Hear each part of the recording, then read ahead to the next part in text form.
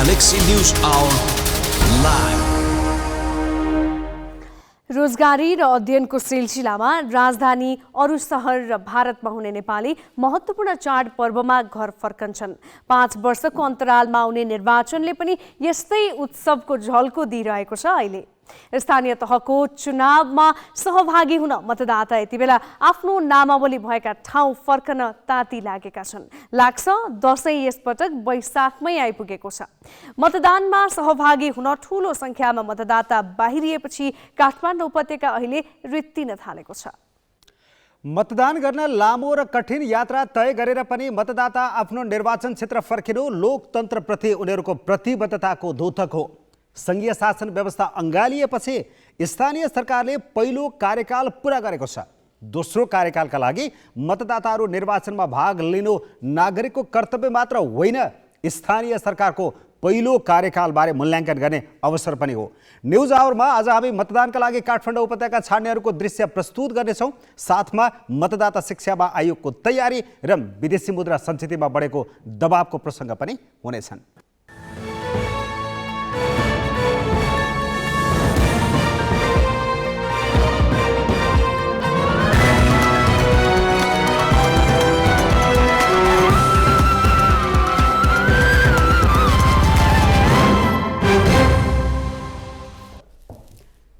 नमस्कार, यो हो गैलेक्सी न्यूज आवर। अब हेडलाइन्स।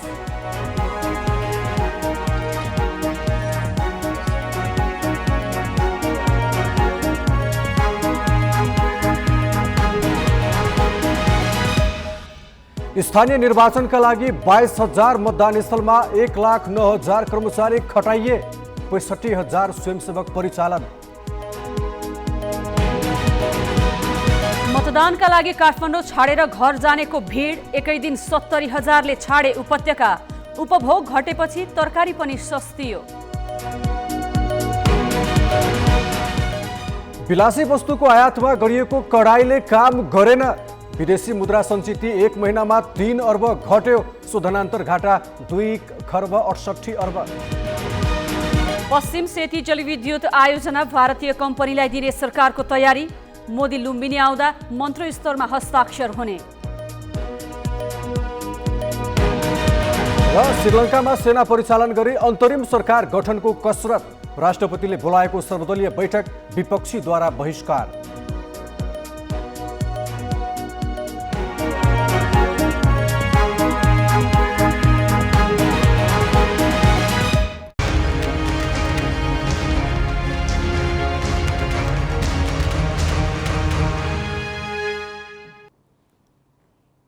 शुक्रबार बिहान 7 बजे देशभरका मतदाता आफ्नो स्थानीय तहको जनप्रतिनिधि चुन्नको लागि लामबद्ध हुनेछन्।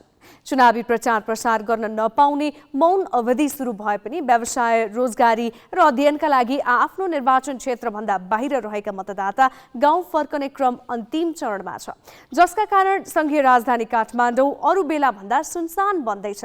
नाकाहरूमा सवारी चाप बढेको छ भने राजधानीका सडक खुल्ला भएका छन्। लोकतन्त्रको सौन्दर्य भनेकै आवधिक निर्वाचन हो र त्यो मतदाताको अनुहारमा देख्न पाइन्छ। भोट हाल्नकै लागि गाडी रिजर्भ गरेर मतदाताहरू यति बेला गाउँ फर्किरहेका छन्।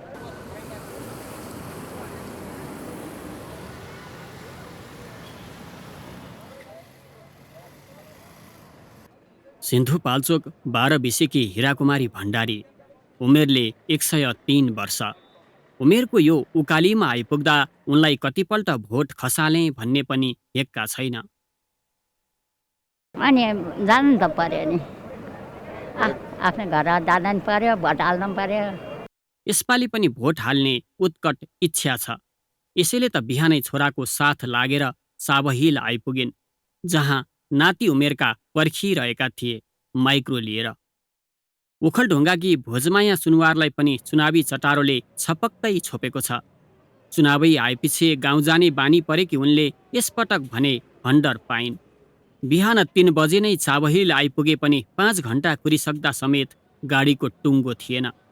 तैपनि निर्वाचनको उत्साह ओझेल परेको थिएन। यहाँ आएको त अब 4 बजे 3 बजेदेखि उठेर यहाँ आइपुगेर बसेको, कहिले आउँदैन, 8 बज्नु लाग्यो होला। अब हिराकुमारी र भोजमाया त उदाहरण मात्रै हुन्। मतदानको तिथि नजिकै जाँदा काठमाडौँ रित्तिन थालेको छ। कोही दल र उम्मेदवारले व्यवस्था गरिदिएका गाडीमा त कोही आफै भाडा तिरेर आफ्नो नामावली भएका ठाउँ जाँदैछन्। उपत्यकाबाट बाहिरिने नाकाहरू भरिभराउ छन्। अब घरमा जानै पर्यो, भोट त दिनै पर्छ, हामी नेपाली नागरिक हौँ होइन। अब कि कुनै पार्टीको झन्डा मुनि बसेर जानु पर्यो, नभएदेखि म इन्डिपेन्डेन्टली आफूले टिकट काटेर मेरो भोटिङ राइट चाहिँ युज गर्छु भनेर जान खोजिरहँदाखेरि यहाँ टिकट काउन्टरहरू सबै बन्द छन्। टिकट काउन्टरको अगाडि गएर बोल्यो भने त्यहाँ बिचका मान्छेहरू बिचौलियाहरूले चाहिँ तपाईँ 1000 तिर्नुहोस्, 2000 तिर्नुहोस्, अनि त्यसपछि हामी व्यवस्था मिलाउँछौँ भनेर त्यसरी कामहरू गरिरहेका छन्। यिनलाई राजनीतिक दल र तिनका उम्मेदवारका प्रतिबद्धताले मात्रै दोहोर्याएको होइन। मतदान मार्फत जनप्रतिनिधि चुन्ने र लोकतन्त्रको स्थानीयकरण गर्ने नागरिक कर्तव्य पूरा गर्न राजधानी नै सुनसान पारेर बाहिरिन लागेका हुन्।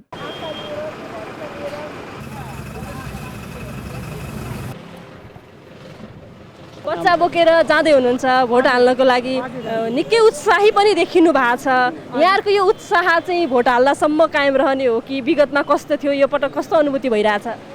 विगतको भन्दा राम्रो होस् भनेर चाहिँ हामी उत्साहको साथ बच्चा बोकी जान लागेको छौँ। हेरौँ अब नेताहरूले कतिको के गर्छन्, अब हेर्दै जाउँ। त्यहीँ बसेर चाहिँ हामी मजाले त्यहीँ शिक्षाको ठाउँमा शिक्षा लिन सक्छौँ, स्वास्थ्यको ठाउँमा स्वास्थ्य लिन सक्छौँ होइन। यसरी राजधानीबाट यसरी यहाँ आएर चाहिँ केही पर्यो, चाडपर्व भयो, निर्वाचन भयो भने यसरी जानु पर्दैन भौतारिएर।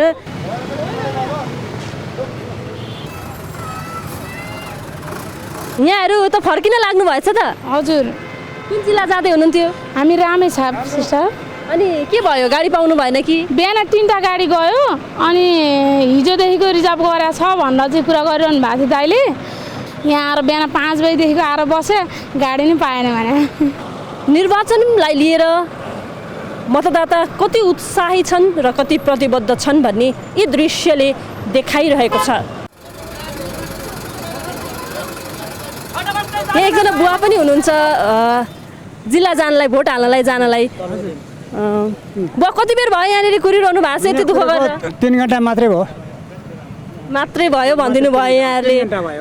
अनि गाडी आउँदैछ होला नि त? आउँदैछ, आउन लाग्यो। अब यति दुःख गरेर यहाँहरू भोट हाल्नको लागि जाँदै हुनुहुन्छ, यो दुःख नेताहरूले बुझ्लान् कि नबुझ्लान्? माधवको राजनीति होइन, केपीको राजनीति होइन, शेरबहादुरको होइन, प्रचण्डको होइन।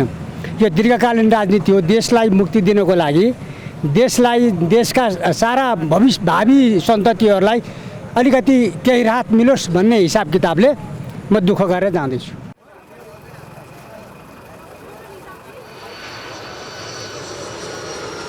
गाडी नै रिजर्भ गरेर जिल्ला फर्कनेहरूको सङ्ख्या र लड्को बढेसँगै यति बेला काठमाडौँ रीतिने क्रम त जारी छ, रीतिने क्रम त सुरु भएको छ। तथापि काठमाडौँका मुख्य चोकहरू भने भिडभाड देखिएका छन् र काठमाडौँका मुख्य चोकहरूमा यति बेला निकै जाम पनि बढिरहेको छ। गौशालाबाट तिनकुने, तिनकुनेबाट कोटेश्वर अनि कोटेश्वरबाट जोडीबुटीसम्म आइपुग्दा स्थानीय तह निर्वाचनको लागि मतदान गर्न जानेहरूको लड्को सडकै भरि देखिन्छ। यो पटकको निर्वाचनमा पनि निकै दुःख बेहोरेर मतदाता जिल्ला फर्कदैछन्। उनीहरूका यी दुःख उनीहरूले जिताउने भनेर भनेका जनप्रतिनिधि र दलहरूले कति बुझ्छन् त्यो त हेर्न बाँकी नै छ। तर जे भने पनि यस्ता निर्वाचनले देशमा एक प्रकारको उत्साहको माहौल भने बनाएको छ। क्यामेरामा सबिन महर्जन र साधुराम लामिछानेका साथमा अक्षर काका र सृजना घिमिरे, ग्यालेक्सी 4K काठमाडौँ। घर जान हिँडेका कतिपय मतदातालाई यता गाडी पाउनै मुस्किल परेको छ भने कतिपय भने गन्तव्यमा पुगिसकेका छन्। केही भने बाटामा उत्साहका साथ यात्रा गरिरहेका छन्। हेरौँ उनीहरूका अनुभूति। 5 वर्षको एउटा कार्यकालले जुन उपलब्धि पाउनु पर्ने थियो जनकपुरले त्यो पाउन सकेको छैन। अब सम्भवतः राम्रो प्रतिनिधि गएर जनकपुरलाई फर्को मराउँछन् भनेर विश्वास लिएको छु र म थाल्न उत्साहित पनि छु। उत्साहित छु। निर्वाचन भनेको आफ्नो मताधिकार प्रयोग गर्ने प्रयोजनको लागि हुन्छ र मत खसाल्न पाउँदा जति पटक मत खसालिन्छ निर्वाचनमा त्यति बढी नै उत्साहित हुन्छन् मान्छे लोकतन्त्रका लागि। आफ्नो मतदान चाहिँ खेर नजाने गरी उपस्थिति हुनु पर्यो नि। एउटा नागरिक भएको कारणले गर्दा भोट चाहिँ दिनुपर्ने हुन्छ। तर चाहिँ हामीले भोट दिँदाखेरि सक्षम योग्य स्थानीय स्तरमा सबैलाई यहाँको विकास यहाँको जनमानसलाई बुझ्ने खालको व्यक्तिलाई हामीले उम्मेदवार उठाएअनुसारको भोट चाहिँ दिन्छन्। स्थानीय चुनावमा प्रायःजसो हामीले बुझेको र नागरिक समाजले बुझेको पनि राम्रो को हो, कसलाई भोट दिने भन्ने जिज्ञासा उठिरहेको अवस्था छ र पार्टीहरूमा एक आपसमा तछाड मछाड भइरहेको अवस्था छ। स्थानीय तहको निर्वाचनमा अब सक्षम युवा सक्षम शिक्षित व्यक्तिलाई मतदान गरेर जिताउने, अब आफ्नो मताधिकार प्रयोग गर्ने। धेरै वर्षपछि मात्रै अब गोरु हाल्ने पाउने, अब यसो हेल्प गर्ने जान्दै हो। धेरै समयमा गोरु हाल्नुभन्दा धेरै खुसी जस्तै लागिरहेको छ। अनि हिँडेर जाँदाखेरि एकाउन्ट जति लाग्छ। केही नगर चाहिँ एउटा हामी नेपाली नागरिक हो, एउटा भोट हामीले दिनै पर्छ अनि हामी त्यसकै लागि खुसी छौँ। केही नगरे पनि हामी खुसी छौँ। स्थानीय तहको निर्वाचन अन्तर्गत 2 दिनपछि मतदान हुँदैछ। त्यसका लागि अहिले शहरी क्षेत्रबाट घर फर्कनेको लर्को छ, जसका कारण काठमाडौँ उपत्यका लगायत शहरी क्षेत्रमा उपभोग पनि घटेको छ। सधैँ भिडभाड हुने तरकारी बजारमा चहल पहल निकै कम छ। तरकारीको बिक्री मात्र होइन, मूल्य पनि सस्तिएको छ। मूल्य र उपभोग घट्दा किसान सबैभन्दा बढी प्रभावित भएका छन्। शुक्रबार हुन लागेको निर्वाचनका लागि राजनीतिक दलले आफू समर्थकलाई गाडी नै रिजर्भ गरेर लान थालेका छन्। महानगरीय ट्राफिक प्रहरी महाशाखाका अनुसार मंगलबार 60,000 भन्दा बढी यात्रुले काठमाडौँ उपत्यका छाडे। यो संख्या सामान्य अवस्थाको भन्दा 20,000 बढी हो। केही दिन यता उपत्यका छोड्ने क्रम बढिरहेको छ। बुधबार उपत्यका छोड्नेहरू 70,000 नागे। अन्य शहरको अवस्था पनि यही हो। गाउँ फर्किने क्रम बढ्दा त्यसको असर शहरी क्षेत्रको उपभोगमा परेको छ। काठमाडौँ उपत्यकामा तरकारीको बिक्रीमा निकै कमी आएको छ। कालीमाटी, टुकुचा, जडीबुटी, तिनकुने, लगनखेल लगायत स्थानका तरकारी बजारमा भिड निकै घटेको छ। बिक्रीमा कमी आएपछि आपूर्ति स्वाभाविक रूपमा घट्ने भयो, जसका कारण उपत्यकामा तरकारी आपूर्ति गराउने धादिङ, काभ्रे, चितवन, सर्लाही लगायत जिल्लाका किसान मारमा परेका छन्। एक त बिक्री घटेकाले व्यापारीले तरकारी लिनै मानेका छैनन् भने अर्कातिर मूल्य पनि सस्तिएको छ। किसानले लागत मूल्य नै नपाउने स्थिति आएको छ। खर्च अनुसार हाम्रो चाहिँ त्यही चिजै भनेर चाहिँ अब यही किसानै गरेर बस्छु, यही टर्नेल, यही तरकारी खेती गरेर चाहिँ कमाउँछु र बस्छु भन्ने मान्छेलाई त तपाईँको त्यो खाना लाउनलाई त्यति हो, बस बच्चाहरूलाई पढाउनलाई पनि हामीलाई गाह्रो छ। त्यो यो किसानकै हिसाबमा बस्ने। अहिले भोट माग्नलाई यसमा चिन्ह हाल भनेर आउँछन्, पार्टीको नाउँ नलिउँ तपाईँको है, यसमा चिन्ह हाल भनेर आउँछन् है कि किसानको केही समस्या छैन, सुन्दैन किसान समस्या बुझ्छु छैन। उनीहरू किसानै भएन, किसान भए पनि हुँदैन तपाईँको। म अब आज उम्मेदवार भएर उठेँ नि, किसान भयो म, भोलि म जितेर गएपछि म किसान हुँदैन। निरन्तर जसो वर्षा भइरहेकाले अहिले तरकारीको उत्पादनमा असर गरेको छैन। भारतबाट पनि आयात हुन्छ। आपूर्तिमा समस्या नभए पनि उपभोग निकै घटेकाले भाउ निकै सस्तिएको छ। भिन्डी, करेला लगायत धेरैजसो हरियो तरकारीलाई उपभोक्ताले प्रति किलो 50 रुपियाँ भन्दा बढी तिर्नु पर्दैन। प्राय अहिले 1 महिना अगाडिदेखि यता सबै 1 महिनाको यता आउँदाखेरि चाहिँ सबै भाउ घटेकै छ। अहिले सबै घटेको छ, अलिकति बढेको भने यो बन्दाको मात्र। चुनावले सबै मान्छे घर गयो होइन, तरकारी धेरै उत्पादन भएको छ नि त, धेरै आछ नि त, व्यापकै आछ। भिन्डी, यो काँक्रो धेरै आछ, अहिले लौका धेरै आछ। उपभोक्ताले 3 महिना अघि भिन्डी र करेलालाई प्रति किलो 150 रुपियाँसम्म तिरेका थिए। अहिले मूल्य सस्तिँदा उपभोक्तालाई त राहत भएको छ। किसानले भने बजारमा प्रति किलो 50 रुपियाँमा बिक्री भइरहेको तरकारीको मूल्य 10 रुपियाँ पनि पाउन सकेका छैनन्। अर्थात् किसानको पसिनामा बिचौलियाले लाभ लिइरहेका छन्। उत्पादन र बजार बीचको सम्बन्ध गाँस्ने कुनै प्रणाली बन्न नसक्दा चुनावदेखि चाडपर्वसम्म किसानहरू ठगिएको ठगिएै छन्। तर यो समस्या समाधानमा सरकारले हस्तक्षेपकारी भूमिका निर्वाह गर्न चासो नै दिएको छैन। जिल्ला ब्युरोको सहयोगमा बिजनेस ब्युरो, ग्यालेक्सी फोके, काठमाडौँ। बजारमा तरकारीको खुद्रा मूल्यमा एकरूपता छैन। व्यापारीले आफू खुसी लिने गरेका छन्। उपत्यकामा थोक मूल्य भने कालीमाटी फलफुल तथा तरकारी बजार विकास समितिले तोक्ने गरेको छ। समितिको तथ्याङ्क अनुसार तरकारीको थोक मूल्य 1 महिनामा 78% घटेको छ। कुन तरकारीको मूल्य कति घट्यो त हेरौँ यो सामग्री। डल्ले हरियो फर्सी थोक बजारमा प्रति किलो 43 रुपियाँ सस्तिएको छ। प्रति किलो 55 रुपियाँ पुगेको फर्सी अहिले 12 रुपियाँमै पाइन्छ। यस्तै एक महिनामा तिते करेलाको थोक मूल्य प्रति किलो 95 रुपियाँबाट 25 रुपियाँमा झरेको छ। लाम्चोमा फर्सीको मूल्य 69% घटेको छ। एक महिना अघि लाम्चो फर्सीको मूल्य प्रति किलो 55 रुपियाँ थियो, अहिले 17 रुपियाँमा झरेको छ। एक महिना अघि 75 रुपियाँ पर्ने घिरौँला अहिले 27 रुपियाँमा पाइन्छ।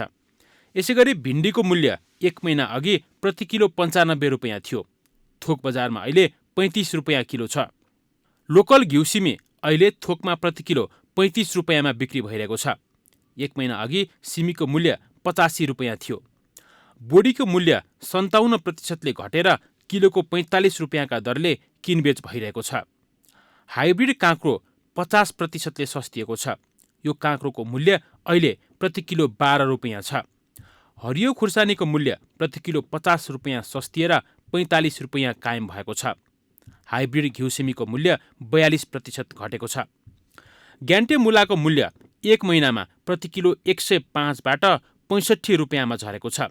यस्तै भेडे खुर्सानी किलोको 85 रुपियाँमा किनबेच भइरहेको छ। यसको मूल्य एक महिना अघि 135 रुपियाँ थियो। प्रति किलो गुन्द्रुक 100 रुपियाँले सस्तिएको छ। तोरीको सागको मूल्य 20 रुपियाँ सस्तो भएको छ। कागतीको मूल्य पनि किलोमा 100 रुपियाँ घटेको छ। हरेक लोकतन्त्र प्रेमीका लागि चुनाव वास्तवमै उत्सव हो। जसरी लोकतन्त्र ल्याउन सङ्घर्ष गर्नु परेको थियो, यसलाई जीवन्त बनाउन पनि हरेक मतदाता उत्तिकै जिम्मेवार र चनाखो रहनुपर्छ।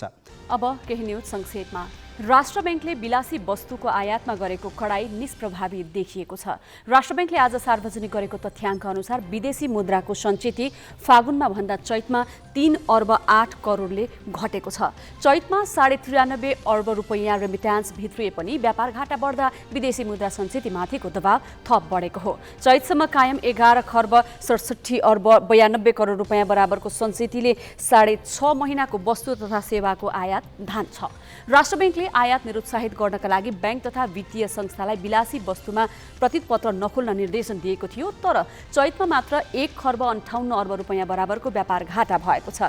देश भित्रिने भन्दा बाहिरिने रकम बढी भएकाले शोधनान्तर घाटा फागुनमा भन्दा 9 अर्ब 62 करोडले बढेर 2 खर्ब 68 अर्ब पुगेको छ। यस्तै चालु खाता 50 खर्ब 12 अर्ब 71 करोडले घाटामा देखिएको छ। चालु खाता घाटा एक वर्षमा करिब 150% बढेको छ।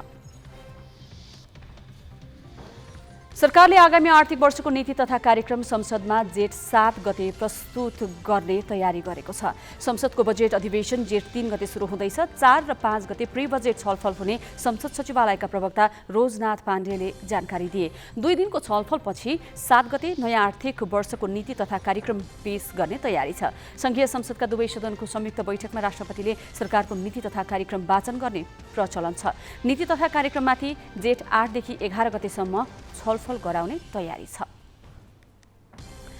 सर्वोच्च अदालतले पुराना मुद्दा न्यायीकरण तथा न्यायिक सुधारका लागि चाल्नुपर्ने उपाय पहिल्याउन न्यायाधीश विश्वम्भर प्रसाद श्रेष्ठ नेतृत्वको समितिलाई जिम्मा दिएको छ। आज बसेको सर्वोच्चका न्यायाधीशहरूको पूर्ण बैठकले न्यायाधीश श्रेष्ठ संयोजक रहेको मुद्दा व्यवस्थापन समितिलाई आवश्यक गृह कार्य गरी सुधारको मार्गचित्र सहितको कार्ययोजना तयार गर्ने जिम्मेवारी दिएको हो। बैठकले आवश्यक सुझाव लिएर जति सक्दो चाँडो प्रतिवेदन बुझाउने जिम्मेवारी दिएको प्रवक्ता विमल पौड्यालले जानकारी दिए। बैठकमा न्यायाधीश तिल प्रसाद श्रेष्ठले सर्वोच्च अदालतमा विचाराधीन मुद्दा न्यूनीकरण गर्ने तथा न्यायिक सुधारका लागि चाल्नुपर्ने विविध उपायहरू सहितको प्रस्तुति दिएका थिए। श्रेष्ठको प्रस्तुतिपछि कामु प्रधान न्यायाधीश दीपक कुमार कार्की तथा न्यायाधीशहरूले पनि न्यायालय सुधारका बारेमा धारणा राखेका थिए।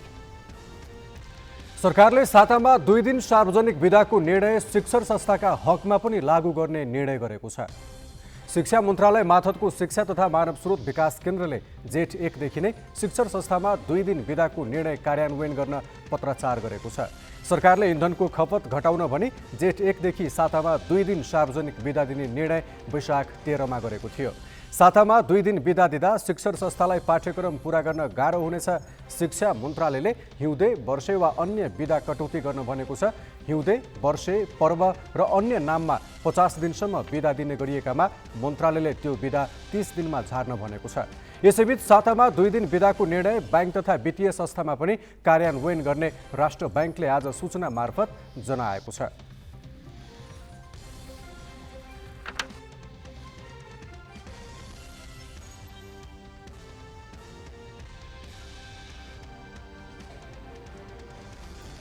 उम्मेदवारको निधन भएका 2 स्थानीय तहमा आज मनोनयन दर्ता भएको छ। कपिलवस्तुको महाराजगञ्ज नगरपालिकाको उपप्रमुखमा नेपाली काङ्ग्रेसकी रीता कुमारी कुर्मी र दाङको तुलसीपुर उपमहानगरपालिका 17मा एमालेका प्रदीप चौधरीले आज मनोनयन दर्ता गराएका हुन्। महाराजगञ्जमा नेपाली काङ्ग्रेसबाट उपप्रमुखमा उम्मेदवारी दिएकी शुभावती कुर्मीको मङ्गलबार निधन भएको थियो। उनको ठाउँमा नेपाली काङ्ग्रेसले रीता कुमारीलाई उम्मेदवार बनाएको हो। यस्तै तुलसीपुर उपमहानगर 17मा एमालेले मङ्गलबार निधन भएका लबरू चौधरीका छोरा प्रदीपलाई अघि सारेको हो। यी 2 स्थानमा जेठ 3 गते मतदान हुनेछ। फेरि निर्वाचनकै प्रसङ्ग, मतदाताको उत्साह त छँदैछ। निर्वाचन आयोगले पनि देशभरका मतदान स्थल तयार पार्ने कामलाई तीव्रता दिएको छ। कसरी भइरहेको छ त तयारी, यो प्रसङ्ग निमेश बन्जाडेबाट। स्थानीय तह निर्वाचन 2 दिनपछि हुँदैछ। त्यसका लागि करिब 4.5 लाख जनशक्ति परिचालन गरिएको छ। 753 स्थानीय तहमा करिब 22,000 केन्द्रमा मतदान हुनेछ। आयोगले खटाएका कर्मचारीले मतदानका लागि ती केन्द्रमा आवश्यक तयारी अगाडि बढाइसकेका छन्। उनीहरूले आजदेखि मतदातालाई परिचय पत्र बाँड्न थालेका छन् भने भोट हाल्न पनि सिकाइरहेका छन्।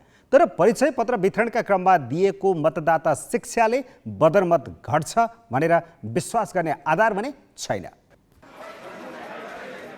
753 स्थानीय तहमा जनप्रतिनिधि चयनका लागि 21,955 मतदान केन्द्र तोकिएका छन्। ती सबै केन्द्रमा मतदानको प्रक्रिया थालिएको छ। निर्वाचन आयोगले 1,09,000 कर्मचारी र 65,000 स्वयंसेवक परिचालन गरेर तयारी अगाडि बढाएको हो।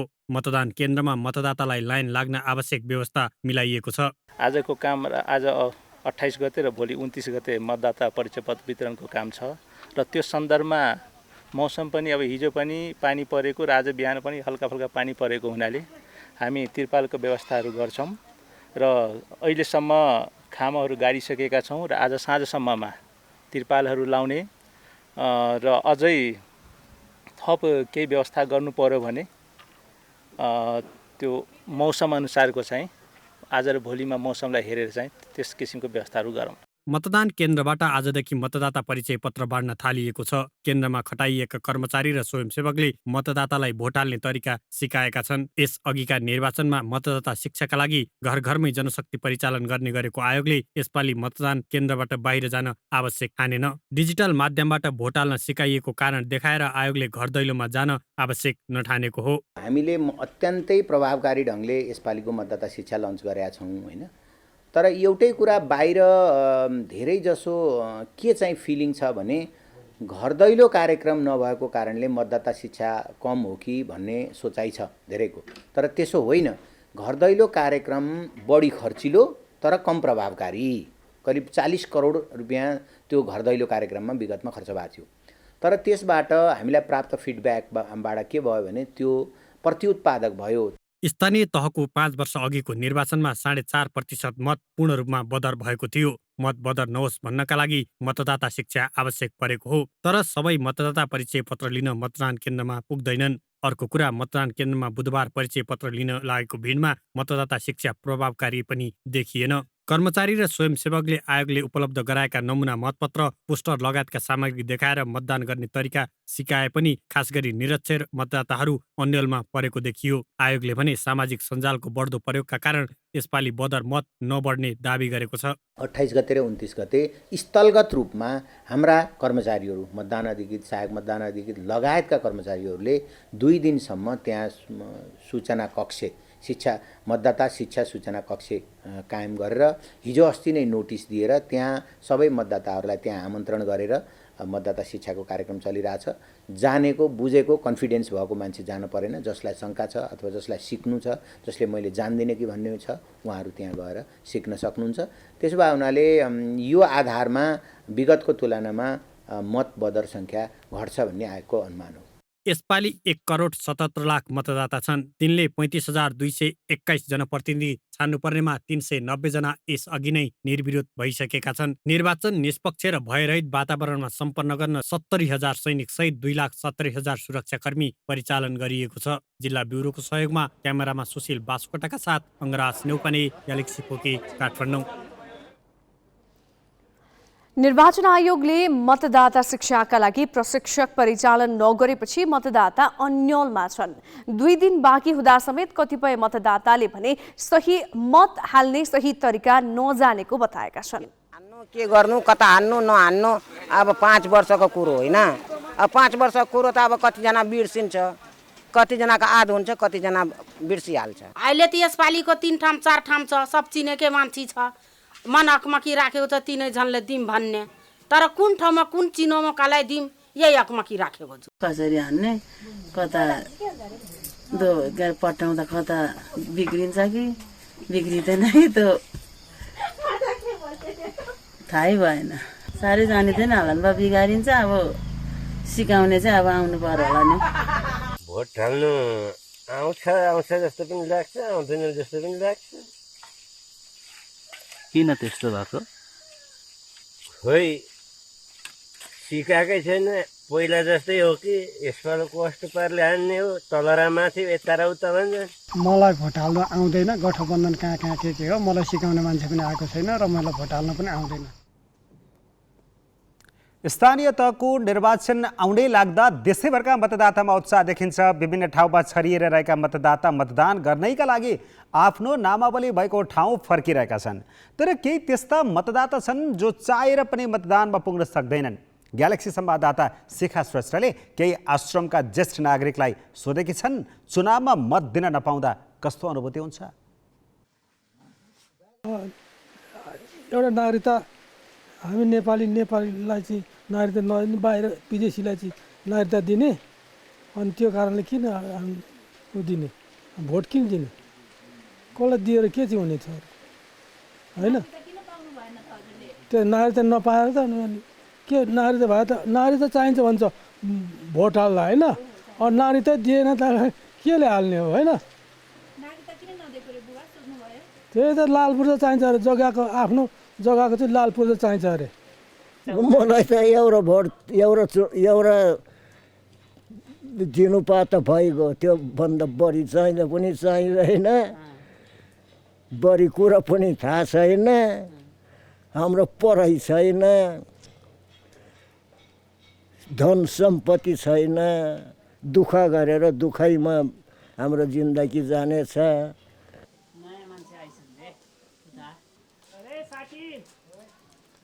मलाई केही लागेको छैन, मलाई केही लागेको छैन, चुनावसँग केही पनि छैन मलाई। योभन्दा अगाडिको चुनावतिर भोट हाल्नु भएको थियो? हालेको थिएँ अगाडि भोट हालेको थिएँ। अहिले चाहिँ अब यहाँ आश्रममा आएर बसेँ। कसरी सम्झिनुहुन्छ पहिलातिरको चुनावलाई? पहिलातिरको चुनावलाई सम्झिन्छु नि, सम्झनु त अब त नसक्ने हिँड्न नि नसक्ने भएँ।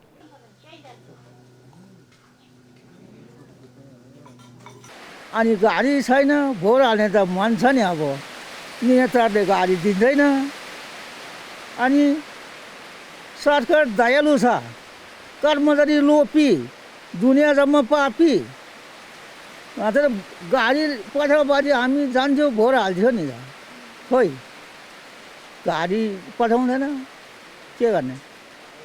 माथिल्ला खासामा म जानाद, माथि खासा म जानाद, तातो पानी बनसार, तातोला पानी बनसारमा,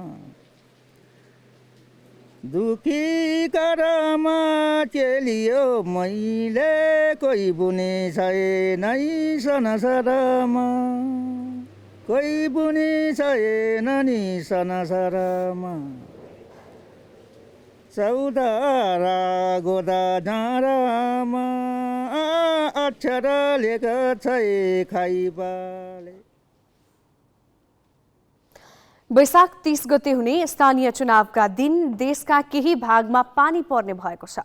निर्वाचन आयोगले भने त्रिपाल लगायतका सामग्री किन्न स्थानीय तहलाई आग्रह गरेको छ।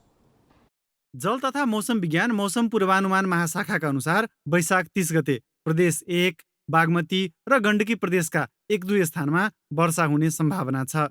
वैशाख 30 पछि मौसममा सुधार आउने महाशाखाले जनाएको छ। विशेष गरेर यो गण्डकी प्रदेश होइन, पोखरा आसपासको क्षेत्रहरू बागलुङ होइन, यतापट्टि लुम्बिनी प्रदेशमा चाहिँ 1-2टा एरियाहरू छ त्यहाँ होइन, पाल्पा स्याङ्जातिर भयो। त्यस्तै हाम्रो प्रदेश नम्बर 1 मा त लगभग धेरै ठाउँमा देखिएको छ होइन।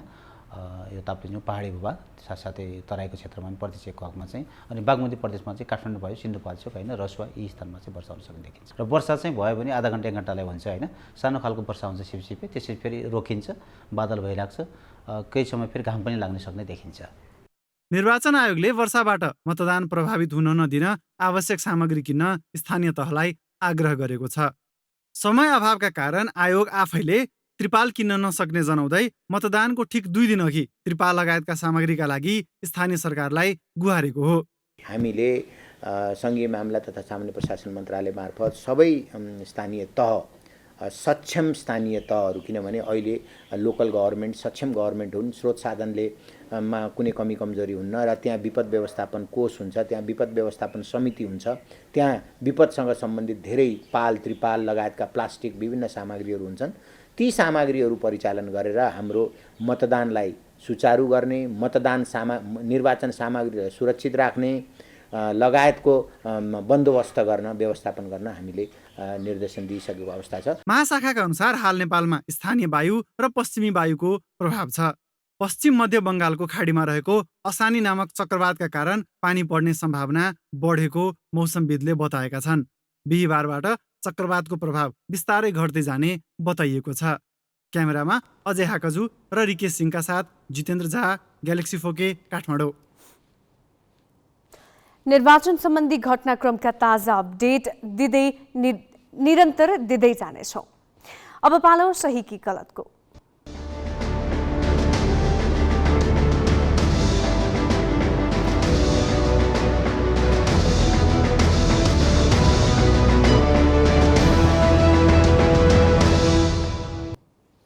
सही कि गलतमा हिजो हामीले सोधेको प्रश्न थियो, सुदूरपश्चिम प्रदेशको राजधानी डडेलधुरा सार्ने प्रधानमन्त्री शेरबहादुर देउवाको भनाई कस्तो लाग्यो? ग्यालेक्सी एपमा सहीको पक्षमा 9% र गलतको पक्षमा 91% मत प्राप्त भएको छ। मत व्यक्त गर्नुहुने सम्पूर्ण दर्शकलाई धन्यवाद। अब आजको प्रश्न, चुनावको 2 दिन अघि मतदान केन्द्रहरूमा मतदाता शिक्षा दिनु कस्तो लाग्यो? तपाईले आफ्नो मत ग्यालेक्सी 4K टिभी एपमा गएर राख्न सक्नुहुन्छ। यसको अन्तिम परिणाम भोलिको न्युज आवरमा प्रसारण गरिनेछ। Galaxy app Google play store र एप स्टोरबाट डाउनलोड गर्न सक्नुहुन्छ। अब केही न्युज संक्षेपमा। श्रीलङ्काका राष्ट्रपति गोटाबाया राजपक्षले आह्वान गरेको सर्वदलीय बैठक त्यहाँका विपक्षी दलले बहिष्कार गरेका छन्। प्रधानमन्त्री महिन्दा राजपक्षले राजीनामा दिएपछि सर्वदलीय सरकार गठनबारे छलफल गर्न गोटाबायाले सर्वदलीय बैठक बोलाएका थिए, तर विपक्षी एसजेबी पार्टीले बैठक अस्वीकार गर्दै राष्ट्रपति गोटाबायाको पनि राजीनामा मागेको छ। प्रधानमन्त्रीको राजीनामाले मात्रै समस्या समाधान नहुने विपक्षीको अडान छ। विपक्षी पार्टीलाई सरकारी कर्मचारीले पनि साथ दिएका छन्। केन्द्रीय ब्याङ्कका गभर्नर नन्दलाल वाङसिनेले अर्को हप्ता पनि नयाँ सरकार गठन नभए राजीनामा दिने बताएका छन्। राष्ट्रपति गोटाबायामाथि सडकमा सेना परिचालन गरेर अघि बढेको विपक्षीको आरोप छ। सोमबार रातिको हिंसापछि सरकारले देशभर कर्फ्यू लगाए पनि अवज्ञा गर्दै प्रदर्शन भइरहेको छ। सरकारले प्रदर्शन नियन्त्रण गर्न सेनालाई गोली हान्ने सम्मको अधिकार दिएको छ। यसैबीच श्रीलङ्कामा सैनिक शासन आउन सक्ने विश्लेषण हुन थालेको छ। सेनाले भने विज्ञप्ति नै जारी गरेर सैन्य कानुन लगाउने कुनै योजना नभएको बताएको छ। बेलायतका प्रधानमन्त्री बोरिस जोन्सनले स्विडेनको सेनामाथि कुनै किसिमको आक्रमण भए बेलायतले सैन्य सहयोग गर्ने सुरक्षा प्रस्तावमा हस्ताक्षर गरेका छन्। विशेष भ्रमणका क्रममा आजै स्विडेन पुगेका जोन्सनले स्विडेनकी प्रधानमन्त्री म्याग्डेलेना एन्डरसनसँगको भेटवार्तामा सुरक्षा प्रस्तावमा हस्ताक्षर गरेका हुन्। जनसनले फिनल्यान्डसँग पनि यस्तै सम्झौता गर्ने अन्तर्राष्ट्रिय सञ्चार माध्यमले जनाएका छन्। उनी आजै फिनल्यान्ड जाने तालिका छ। स्विडेन र फिनल्यान्ड दुवै राष्ट्र नेटोमा आबद्ध हुने बारे छलफल भइरहेका बेला जनसन सैन्य सहयोगको प्रस्ताव सहित भ्रमणमा निस्किएका हुन्। रुसले भने स्विडेन र फिनल्यान्ड नेटोमा आबद्ध हुने प्रक्रिया अघि बढाए आणविक आक्रमण गर्ने चेतावनी दिँदै आएको छ। अल जजिराकी पत्रकार शिरिन अब्बू अक्लेहको इजरायली सेनाको गोली लागेर मृत्यु भएको छ। जेनिन शरणार्थी शिविरमा इजरायली सेनाले गरेको कारबाहीबारे समाचार सङ्कलन गर्न खटिएकी पत्रकार शिरिन सैन्य कारबाहीमा मारिएकी हुन्। सेनाले चलाएको गोली उनको मुखमा लागेको अन्तर्राष्ट्रिय सञ्चार माध्यमले जनाएका छन्। अल जजिरा, एमनेस्टी इन्टरनेसनल, अन्तर्राष्ट्रिय पत्रकार महासङ्घ लगायत संस्थाले इजरायली सेनाको विरोध गर्दै निष्पक्ष छानबिनको माग गरेका छन्। सोही कारबाहीमा प्यालेस्टाइनका पत्रकार अल समाउदी घाइते भएका छन्। शेयर बजार परिसूचक आज 56 अङ्कले बढेको छ। चुनावी गतिविधिले ब्याङ्किङ प्रणालीमा निक्षेप थपिएपछि नेप्से लगातार चौथो दिन बढेर 2369 अङ्कमा पुगेको हो। नेप्से 4 दिनमा 127 अङ्कले बढेको छ। आज 13 वटै समूहले नेप्से बढाएका हुन्। जलविद्युत समूहको सूचक सबैभन्दा धेरै 5% बढेको छ। 2 कम्पनीका लगानीकर्ताको सम्पत्ति घटेको छ भने 192 कम्पनीको शेयर मूल्य बढेको छ। शेयर बजार पुँजीकरण 80 अर्बले बढेर 33 खर्ब 70 अर्ब पुगेको छ। आज कारोबार रकम पनि बढेको छ। 2 अर्ब 16 करोड 39 लाख रुपियाँको शेयर किनबेच भएको नेपाल स्टक एक्सचेन्जले जनाएको छ। पश्चिम सेती जलाशयुक्त जलविद्युत आयोजना निर्माणको जिम्मा भारतीय कम्पनीलाई दिने तयारी अन्तिम चरणमा पुगेको छ। भारतीय प्रधानमन्त्री नरेन्द्र मोदीको आसन्न लुम्बिनी भ्रमणका क्रममा यो आयोजना भारतीय कम्पनीलाई दिने सम्झौतामा मन्त्री स्तरमा हस्ताक्षर हुने भएको छ। सम्झौतामा नेपालका तर्फबाट ऊर्जा, जलस्रोत तथा सिँचाइ मन्त्री पम्फा भुसालले हस्ताक्षर गर्ने मन्त्रालयले जनाएको छ। 40 वर्ष अघि पहिचान भएको यो आयोजना 2051 असोज 14मा सरकारले अस्ट्रेलियन कम्पनी स्मेकलाई जिम्मा लगाएको थियो। अनुमति पत्र लिएर आयोजना निर्माणमा चासो नदिएपछि स्मेकबाट खोसेर सरकारले 2068 फागुन 17मा चिनिया कम्पनी 3 गर्जेजलाई जिम्मा दिएको थियो। नेपाल विद्युत प्राधिकरणले 25 र 3 गर्जेजलाई 75% लगानी गर्ने गरी 2074 कार्तिक 30मा सम्झौता भयो। तर करिब 2500 घरधुरीलाई पुनर्वास गराउनुपर्ने भएपछि 3 गर्जेज पनि पछि हटेको थियो। 750 मेगावाट क्षमताको यो आयोजना बनाउन 2 खर्ब रुपियाँ लाग्ने अनुमान छ। भारतीय प्रधानमन्त्री मोदी लुम्बिनी आउने भएपछि त्यहाँ तयारीका काम चलिरहेका छन्। थप विवरण सोनिका आर्यालबाट। भारतीय प्रधानमन्त्री नरेन्द्र मोदीले बुद्ध जयन्तीका दिन भ्रमण गर्ने भएपछि लुम्बिनी क्षेत्रमा चहल पहल बढेको छ। मोदीको स्वागतको लागि लुम्बिनी विकास कोषले तयारी तीव्र पारेको छ। मायादेवी मन्दिर परिसर रङरोगन गरिएको छ भने मोदीले शिलान्यास गर्ने भारतीय बिहार क्षेत्रको मर्मत गरिएको छ। मोदीलाई लुम्बिनी अवतरणको लागि 4वटा हेलिप्याड निर्माण भइरहेका छन्। भ्रमणको सुरक्षा व्यवस्था मिलाउन भारतीय सुरक्षा कर्मीको स्पेशल प्रोटेक्सन गार्ड एसपीजी आजै भैरहवा आइसकेको छ। 2566औं बुद्ध जयन्तीका अवसरमा आयोजना हुने कार्यक्रममा सरिक हुन मोदी हेलिकप्टर मार्फत लुम्बिनी आउनेछन्। लुम्बिनी झरे लगत्तै उनी मायादेवी मन्दिरमा करिब 40 मिनट विशेष पूजामा सहभागी हुनेछन्। त्यसपछि अशोक स्तम्भ अगाडि दीप प्रज्वलन गर्ने कार्यक्रम छ। भारतले अन्तर्राष्ट्रिय बुद्धिस्ट कन्फेडरेसन आइबिसी मार्फत जर्मन स्तूपभन्दा उत्तरतर्फ बनाउन लागेको बिहारको मोदीले सोही दिन शिलान्यास गर्नेछन्। मोदीको स्वागतका लागि लुम्बिनी विकास कोषले विशेष तयारी गरिरहेको छ। भारतीय प्रधानमन्त्रीको भ्रमणले भगवान बुद्धको जन्मस्थलको प्रवर्धन र प्रचारमा थप बल पुग्ने विश्वासमा कोषका पदाधिकारी निकै उत्साहित भएका छन्। मित्र राष्ट्रका प्रधानमन्त्री लुम्बिनी आएर भ्रमण गर्दाखेरि भगवान गौतम बुद्धको पवित्र जन्मथलोलाई प्रवर्धन प्रचार गर्न पनि अत्यन्त बल पुग्नेछ र यो भगवान बुद्धको जन्मथलो मात्र नभएर बुद्ध दर्शनको उद्गम भूमि हो भन्ने कुरालाई पनि स्थापित गर्न यसले मद्दत पुर्याउनेछ। कोषले बुद्ध जयन्ती भव्यताका साथ मनाउने भएको छ। कोषका सदस्य सचिव सानुराजा साक्यले बुद्धको जन्म, बोधिज्ञान प्राप्ति र महापरिनिर्वाणको त्रियोग वैशाख पूर्णिमाको दिन भव्य कार्यक्रम आयोजना गरिने बताए। महत्त्वपूर्ण दिन यही ज्येष्ठ 2 गते देशभर 2567औं बुद्ध जयन्तीलाई राष्ट्रिय दिवसको रूपमा भव्य रूपमा मनाउने क्रममा विशेष रूपमा बुद्धको जन्मस्थल लुम्बिनीमा बुद्ध जयन्ती औपचारिक कार्यक्रम ज्येष्ठ 1 गतेदेखि 4 गतेसम्म हुन गइरहेको छ। यसको लागि संस्कृति पर्यटन तथा नागरिक उड्डयन मन्त्री माननीय प्रेम बहादुर आलेजीको संयुक्त मूल समारोह समिति गठन भई त्यस अन्तर्गत विभिन्न उप समितिहरू क्रियाशील रहेको छ। भारतीय प्रधानमन्त्री मोदीलाई लुम्बिनी विश्वविद्यालयले मानार्थ महाविद्यावारिधीबाट सुशोभित गर्ने कार्यक्रम पनि छ। 2071 सालमा प्रधानमन्त्री भए यता उनले 4 पटक नेपाल भ्रमण गरिसकेका छन्। दोस्रो पटक प्रधानमन्त्री भएपछिको भने यो पहिलो भ्रमण हो। प्रधानमन्त्री शेरबहादुर देउवाले चैत 18 देखि 21 गतेसम्मको भारत भ्रमणका क्रममा मोदीलाई नेपाल भ्रमणको निम्तो दिएका थिए। मोदी सोही दिन स्वदेश फर्किनेछन्। ग्यालेक्सी फोकेका लागि रूपन्देहीबाट विवेक विश्वकर्माको रिपोर्ट। बिजनेस न्यूज का साथमा नेपाल टॉप सब ठीक ठाक। नेपाल टॉप सब ठीक ठाक।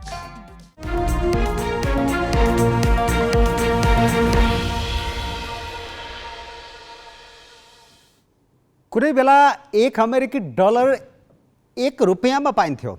त्यही डलरको भाउ अहिले 124 रुपियाँ आएको छ, जुन अहिलेसम्मकै महँगो नेपाली मुद्राको विनिमय दर वर्षौंदेखि लगातार सस्तिँदा हाम्रो अर्थतन्त्र नै कमजोर भइरहेको छ। डलर महँगिँदा नेपाली अर्थतन्त्रलाई खासै लाभ हुँदैन, घाटा मात्रै हुन्छ। स्वदेशी मुद्राको निरन्तरको अवमूल्यन रोक्न सक्ने उपाय पनि सरकारसँग छैन। यो साताको 3 दिनमा अमेरिकी डलरको विनिमय दर 1 रुपियाँ 93 पैसा महँगियो। 10 वर्ष अघि 1 अमेरिकी डलरको विनिमय दर 86 रुपियाँ थियो, जुन मङ्गलबार कीर्तिमानी उचाइमा पुग्दा 124 रुपियाँ 25 पैसा पुग्यो। यो 44.5% अवमूल्यन हो। अर्थात् हाम्रो मुद्रा डलरको तुलनामा हरेक वर्ष औसत 4.5% हाराहारीले सस्ती रहेको छ। पूर्णतया आयातमै निर्भर नेपालको अर्थतन्त्रका लागि मुद्राको निरन्तर र तीव्र दरको अवमूल्यन घातक हुन्छ।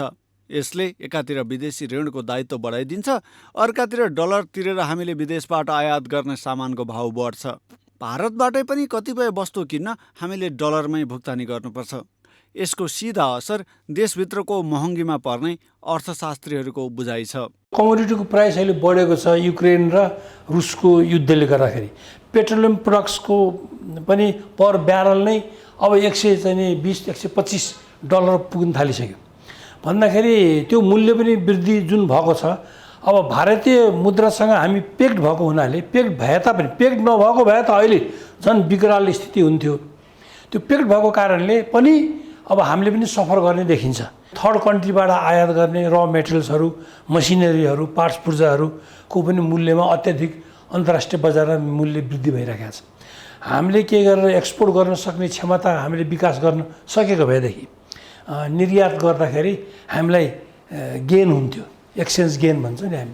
अहिले संसारभर खाद्य वस्तुदेखि पेट्रोलियम पदार्थको मूल्य महँगिएको छ। यसमाथि डलर पनि महँगिएपछि नेपाल जस्ता आयातमा निर्भर मुलुकले महँगीको दोहोरो मार खेप्नु परेको छ। डलर महँगिँदा नेपाल विद्युत प्राधिकरण जस्ता सार्वजनिक संस्थानको दायित्व पनि बढ्छ। खिम्ती र भोटेकोशी जस्ता जलविद्युत आयोजनाबाट बिजुली किने बापत प्राधिकरणले डलरमा भुक्तानी गर्ने भएकाले अहिले ती आयोजनाबाट राज्यलाई प्राप्त हुने राजस्व समेत अप्रत्यक्ष रूपमा विनिमय क्षयका कारण विदेशी कम्पनीलाई नै गइरहेको छ। डलर टर्ममा हामीले लिएका ऋणको लागत त बढ्ने भइहाल्यो नि। अहिलेसम्म त हामी डिफल्टर होइनौँ। अब भोलिका दिनमा डिफल्टर हुँदैनौँ भन्न पनि सकिँदैन, किनभने सार्वजनिक ऋण पनि बढ्दैछ। 1 वर्ष अगाडि 36% कुल गार्हस्थ्य उत्पादनको भएकोमा अहिले 42% हाराहारीमा हामी पुगि नै सक्यौँ भन्दाखेरि सार्वजनिक ऋण पनि बढ्ने, आन्तरिक बजारमा मुद्रास्फीति बढ्ने, भारतमा मुद्रास्फीति बढेर आयातित वस्तुको मूल्य पनि वृद्धि हुने। यस्तो बेलामा यो डलरको अवमूल्यन भएर एक्सटर्नल डेट सर्भिसिङ लायबिलिटी पनि हाम्रो बढ्ने सम्भावना भएको हुनाले एक्सटर्नल सेक्टरमा पनि यसले ड्यामेज गर्ने सम्भावना छ। डोमेस्टिक सेक्टरमा पनि कन्ज्युमरलाई झन् बढी अब समस्या पर्ने भएको छ। डलर महँगिने र आफ्नो मुद्रा सस्तिने अवस्थाको लाभ निर्यातमुखी अर्थतन्त्रलाई मात्रै हुन्छ। चीनले विश्व व्यापार सङ्गठनमा प्रवेश गरेपछि आफ्नो कमजोर मुद्राको बलमा संसारभरको बजार कब्जा गरेको थियो। तर नेपालले खाद्यान्नदेखि हर उपभोग्य सामान विदेशबाट आयात गरिरहेको छ। देशभित्र उत्पादन लगातार घट्दो क्रममा छ। यस्तो बेला मुद्रा अवमूल्यनले हाम्रो विदेशी मुद्राको ढुकुटी रित्याउन मात्रै सहयोग पुग्छ।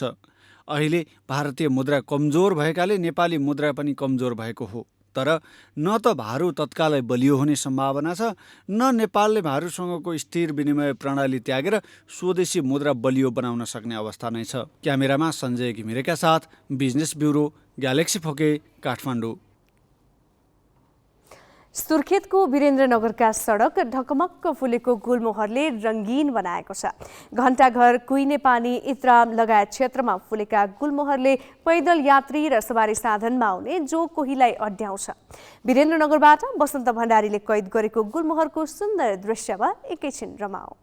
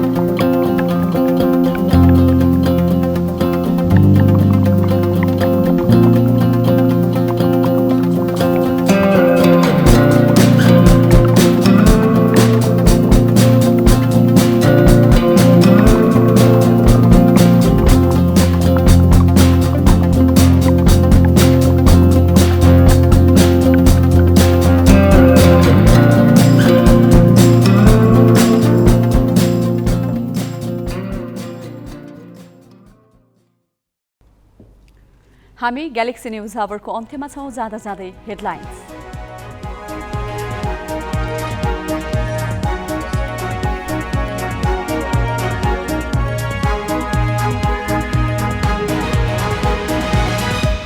स्थानीय निर्वाचनका लागि 22,000 मतदान स्थलमा 1,09,000 कर्मचारी खटाइए। 65,000 स्वयंसेवक परिचालन। मतदानका लागि काठमाडौँ छाडेर घर जानेको भिड, एकै दिन 70,000ले छाडे उपत्यका।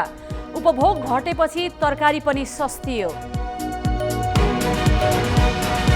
विलासी वस्तुको आयातमा गरिएको कडाइले काम गरेन। विदेशी मुद्रा सञ्चिति 1 महिनामा 3 अर्ब घट्यो। शोधनान्तर घाटा 2 खर्ब 68 अर्ब। पश्चिम सेती जलविद्युत आयोजना भारतीय कम्पनीलाई दिने सरकारको तयारी। मोदी लुम्बिनी आउँदा मन्त्री स्तरमा हस्ताक्षर हुने। र श्रीलङ्कामा सेना परिचालन गरी अन्तरिम सरकार गठनको कसरत। राष्ट्रपतिले बोलाएको सर्वदलीय बैठक विपक्षीद्वारा बहिष्कार।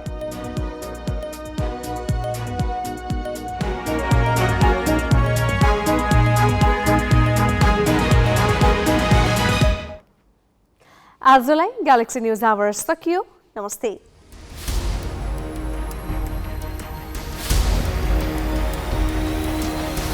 This is Galaxy News Hour Live.